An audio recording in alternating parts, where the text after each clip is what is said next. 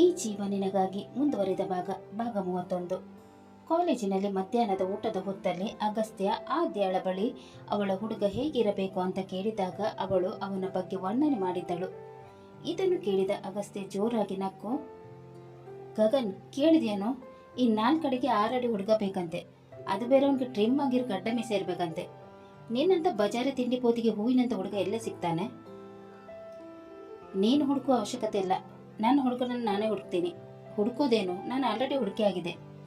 ಅವಳ ಮಾತು ಕೇಳಿ ಶಾಕ್ ಆದ ಅಗಸ್ತ್ಯ, ಏನಂದೆ ನೀನು? ಆಲ್ರೆಡಿ ಹುಡುಕನನ್ನು ಹುಡುಕಿದ್ಯಾ? ಯಾರವನು? ನನಗೆ ಹೇಳಿದ ಯಾರನ್ನು ಇಷ್ಟಪಡ್ತಾ ಇದೆಯಾ? ಅಗಸ್ತ್ಯ ಎಲ್ಲಿ ತನಗೆ ಬೈಯುತ್ತಾನೋ ಅಂತ ಅರಿತ ಅವಳು ಕೂಡಲೇ ಸುಳ್ಳು ಹೇಳಲು ಮುಂದಾದಳು.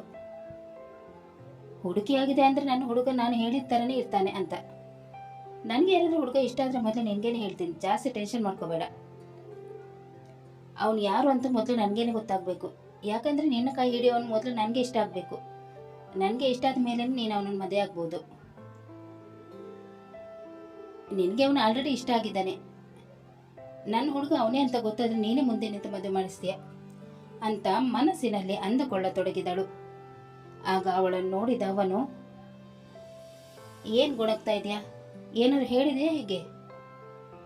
ಏನು ಇಲ್ಲ ಕಣೋ, ಮಾತಾಡ್ತಾ ಕೂತ್ಕೊಂಡ್ರೆ ಊಟ ಮಾಡೋಕ್ಕೆ ಕಷ್ಟ ಆಗುತ್ತೆ, ಮೊದಲು ಊಟ ಮಾಡಿ ಆಮೇಲೆ ಮಾತಾಡೋಣ ಅಂತ ಅವಳು ಹೇಳಿದಾಗ ಮೂವರು ಊಟ ಮಾಡಿ ಮುಗಿಸಿದರು. ಹೊತ್ತಾಯ್ತು, ಎಲ್ಲರೂ ಕ್ಲಾಸಿಗೆ ಹೋಗೋಣ ಅಂತ ಅಗಸ್ತ್ಯ ಹೇಳಿದಾಗ ಮೂವರು ಕ್ಲಾಸ್ ಅಟೆಂಡ್ ಮಾಡಲು ಕ್ಲಾಸಿಗೆ ಹೋದರು. ಇವರು ಮೂವರು ಹೋಗುವುದನ್ನು ನೋಡಿದ ನೇಹ ವ್ಯಂಗ್ಯವಾಗಿ ನಗುತ್ತಾ, ಸನ್ನಿ, ಈ 3 ಜನರನ್ನು ಹೇಗೆ ಬೇರೆ ಬೇರೆ ಮಾಡ್ತೀನಿ ನೋಡ್ತಾ ಇರು. ಅದೇ ಹೇಗೆ ಬೇರೆ ಮಾಡ್ತೀಯಾ? ಮೂವರು ತುಂಬ ಕ್ಲೋಸ್ ಆಗಿದ್ದಾರೆ, ಅವರು ಬೇರೆ ಬೇರೆ ಆಗೋದು ಅಸಾಧ್ಯ ಅಂತ ಅನಿಸುತ್ತೆ. ನಾನು ನೋಡಕ್ಕೆ ಹೇಗಿದ್ದೀನಿ ಸನ್ನಿ? ಅದೇ ಯಾಕೆ ಹಾಗೆ ಕೇಳ್ತಾ ಇದೆಯಾ? ನಿನ್ಗೆ ಗೊತ್ತಿಲ್ವಾ ನೀನು ನೋಡಕ್ಕೆ ಹೇಗಿದ್ದೀಯ ಅಂತ? ಕಮೋನ್ ಸನ್ನಿ, ಹೇಳು, ನಾನು ನೋಡಕ್ಕೆ ಹೇಗಿದ್ದೀನಿ? ನೀನು ತುಂಬಾ ಬ್ಯೂಟಿಫುಲ್ ಆಗಿದೆಯಾ, ಅದು ಎಲ್ಲರಿಗೂ ಗೊತ್ತಿರೋ ವಿಷಯನೇ. ಮತ್ತೆ ಮತ್ತೆ ಯಾಕೆ ಕೇಳ್ತೀಯಾ? ಈ ಬ್ಯೂಟಿ ಇರೋದು ಯಾಕೆ? ಈ ಬ್ಯೂಟಿಯಿಂದಲೇ ಅವನನ್ನು ಅಟ್ರಾಕ್ಟ್ ಮಾಡ್ತೀನಿ. ಅದು ಹೇಗೆ ಅಟ್ರಾಕ್ಟ್ ಮಾಡ್ತೀಯಾ? ಅವನು ಆಲ್ರೆಡಿ ನಿನ್ನನ್ನು ನೋಡಿದ್ದಾನೆ, ನಿನ್ನ ಮೇಲೆ ಅವನಿಗೆ ಸ್ವಲ್ಪ ಫೀಲಿಂಗ್ಸ್ ಅನ್ನೋದೇ ಇಲ್ಲ. ಬೈಯೋದಲ್ಲದೆ ಏಟು ಬೇರೆ ಕೊಟ್ಟಿದ್ದಾನೆ. ಅವನನ್ನು ಬಲೆಗೆ ಬೀಳಿಸೋದು ಅಷ್ಟು ಸುಲಭ ಅಲ್ಲ. ಯು ಡೋಂಟ್ ವರಿ ಸನ್ನಿ, ನಾನು ಅವನನ್ನು ನನ್ನ ಬಲೆಗೆ ಬೀಳಿಸ್ತೀನಿ. ಅವನಿಗೆ ಈ ನನ್ನ ಅವತಾರ ಇಷ್ಟ ಇಲ್ಲ. ನಾಳೆಯಿಂದ ಅವನಿಗೆ ಯಾವ ಥರ ಬೇಕೋ ಆ ಥರ ರೆಡಿಯಾಗಿ ಬರ್ತೀನಿ. ಅವನಿಗೆ ಪಾಪದ ಹುಡುಗಿಯರಂದ್ರೆ ಇಷ್ಟ ಅಲ್ವಾ? ಇನ್ನು ಮುಂದೆ ಪಾಪದ ಹುಡುಗಿಯರ ಥರನೇ ಇರ್ತೀನಿ. ಆದರೂ ಅವನು ನಿನ್ನನ್ನು ಇಷ್ಟಪಡ್ತಾನೆ ಅಂತ ನನಗೆ ಅನಿಸಲ್ಲ. ಆದರೆ ನನಗೆ ಅನ್ನಿಸ್ತಾ ಇದೆ ಅಲ್ವಾ ಸನ್ನಿ, ನನಗೆ ತುಂಬಾ ಕಾನ್ಫಿಡೆಂಟ್ ಇದೆ ಅವನು ನನ್ನ ಬಲೆಗೆ ಬಿದ್ದೇ ಬೀಳ್ತಾನಂತ.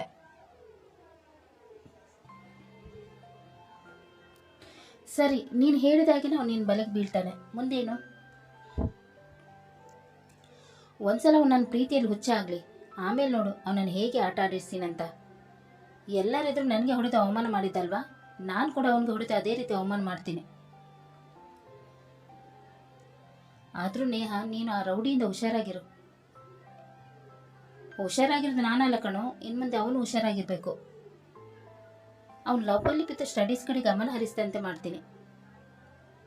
ಆಮೇಲೆ ಸ್ಕಾಲರ್ಶಿಪ್ ಇಲ್ಲದೆ ಅದು ಹೇಗೆ ಕಾಲೇಜಲ್ಲಿ ಓದುತ್ತಾನೋ ನಾನು ನೋಡ್ತೀನಿ. ಅರ್ಧದಲ್ಲಿ ಅವನನ್ನು ಈ ಕಾಲೇಜಿಂದ ಓಡಿಸಿಲ್ಲ ಅಂದರೆ ನನ್ನ ಹೆಸರು ನೇಹಾನೇ ಅಲ್ಲ. ನನಗೆ ಯಾಕೋ ನೀನು ಮಾಡೋಕ್ಕೆ ಹೊರಟಿರೋದು ಸರಿ ಇಲ್ಲ ಅಂತ ಅನ್ನಿಸ್ತಾ ಇದೆ. ರೌಡಿನ ಲವ್ವಲ್ಲಿ ಬೀಳಿಸೋಕೆ ಹೋಗಿ ನಿನಗೆ ಅವನ ಮೇಲೆ ಲವ್ ಆದರೆ ಏನು ಮಾಡ್ತೀಯಾ? ಲವ್ವ ಅದು ನನಗೆ ಚಾನ್ಸೇ ಇಲ್ಲ. ಹೋಗಿ ಹೋಗಿ ಆ ಪಿಕಾರಿನ ನಾನು ಲವ್ ಮಾಡ್ತೀನ? ಅದು ಈ ಜನ್ಮದಲ್ಲಿ ಸಾಧ್ಯ ಇಲ್ಲ.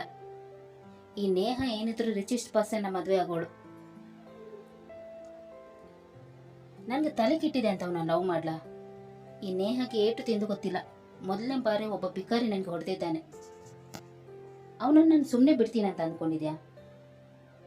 ನನಗೆ ಹೊಡೆದಿದ್ದಕ್ಕೆ ಅವನು ಪಶ್ಚಾತ್ತಾಪ ಪಡಬೇಕು. ಯಾಕಾದರೂ ಇವಳ ತಂಟೆಗೆ ಹೋದ್ನೋ ಅಂತ ಅನ್ನಿಸಿ ಸುಸೈಡ್ ಮಾಡ್ಕೊಳಕ್ಕೆ ಹೋಗ್ಬೇಕು, ಆ ಥರ ಮಾಡ್ತೀನಿ. ಪ್ರಿನ್ಸಿಪಲ್ ಮಗಳು ಅಂತ ಈ ಕಾಲೇಜಲ್ಲಿ ಎಲ್ಲರೂ ನನಗೆ ರೆಸ್ಪೆಕ್ಟ್ ಕೊಡ್ತಾ ಇದ್ರು. ಆದರೆ ಇವನಿಂದ ಅದೆಲ್ಲ ನಿಂತು ಹೋಯಿತು. ಯಾರೆಲ್ಲ ನನ್ನನ್ನು ನೋಡಿ ತಲೆ ತಗ್ಗಿಸ್ಕೊಂಡು ಹೋಗ್ತಾ ಇದ್ರು, ಈಗ ಅವರೆಲ್ಲ ನನ್ನನ್ನು ನೋಡ್ಕೊಂಡು ಹೋಗ್ತಾ ಇದ್ದಾರೆ. ಅವನಿಗೆ ಮಾತ್ರ ಅಲ್ಲ, ಇಲ್ಲಿದ್ದ ಎಲ್ಲ ಸ್ಟೂಡೆಂಟ್ಗೂ ಗೊತ್ತಾಗಬೇಕು ನಾನು ಏನು, ನನ್ನ ಪವರ್ ಏನು ಅಂತ. ಮತ್ತೆ ಎಲ್ಲರೂ ಮೊದಲಿನ ಥರ ನನ್ನ ನೋಡಿ ಭಯಪಡಬೇಕು. ಓಕೆ ನೇಹಾ, ನಿನ್ನ ಜೊತೆ ನಾನು ಕೂಡ ಇದ್ದೀನಿ. ಮೊದಲು ಅವನ ಸೊಕ್ಕನ್ನು ಮುರಿಬೇಕು. ಇನ್ಮುಂದೆ ಅವನು ರೌಡಿ ಅಂತ ಎಲ್ಲಿ ಕೂಡ ಹೇಳ್ಕೊಳ್ಬಾರ್ದು. ಆ ಥರ ಏನಾದರೂ ಮಾಡು. ಶೋರ್ ಸನ್ನಿ, ನೀನು ನನ್ನ ಜೊತೆ ಇದೆಯಲ್ವಾ, ಅಷ್ಟು ಸಾಕು ನನಗೆ. ನಾಳೆಯಿಂದಲೇ ಅವನು ಬರ್ಬಾದಿಸಿರು. ಈಗ ನೋಡಿ, ತುಂಬ ಹೊತ್ತಾಯಿತು, ಕ್ಲಾಸಿಗೆ ಹೋಗೋಣ ಅಂತ ಹೇಳಿದಾಗ ಸನ್ನಿ ಅವಳ ಜೊತೆ ಕ್ಲಾಸಿಗೆ ಹೊರಟನು. ಕಾಲೇಜು ಮುಗಿಸಿ ಅಗಸ್ತ್ಯ ಮತ್ತು ಆದ್ಯ ಮನೆಗೆ ಬರುತ್ತಿದ್ದಾಗ ಆದ್ಯಳ ದೃಷ್ಟಿ ಎದುರು ಮನೆಯ ಕಡೆ ಹೋಯಿತು. ಮನೆಯ ಬಾಲ್ಕನಿಯಲ್ಲಿ ಕೂತಿದ್ದ ವಂದನರವರ ಕಡೆ ನೋಡಿದ ಅವಳು ಬೇಕಂತಲೇ ಅವನಿಗೆ ಕೇಳಿಸಲೆಂದು ಜೋರಾಗಿ ಕೂಗುತ್ತಾ, ಹಾಯ್ ಆಂಟಿ, ಕಾಫಿ ಕುಡಿದ್ರಾ? ಇನ್ನೂ ಇಲ್ಲಮ್ಮ, ಈಗ ಕುಡಿಬೇಕು.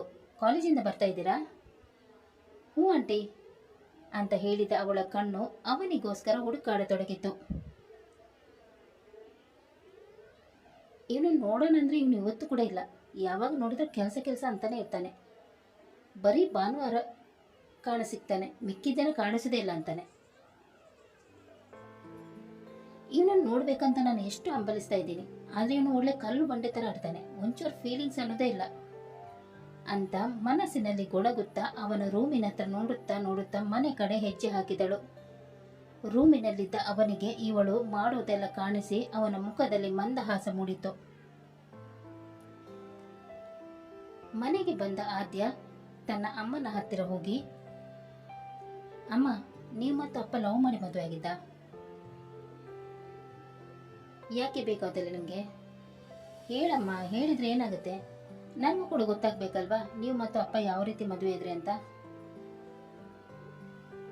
ನಾವಿಬ್ರು ಲವ್ ಮಾಡಿ ಮದುವೆ ಆಗಿರೋದು. ಹೌದಾ? ಹಾಗಾದ್ರೆ ಹೇಳಿ ಅಮ್ಮ, ನಿಮ್ಮಿಬ್ಬರ ಲವ್ ಸ್ಟೋರಿನ.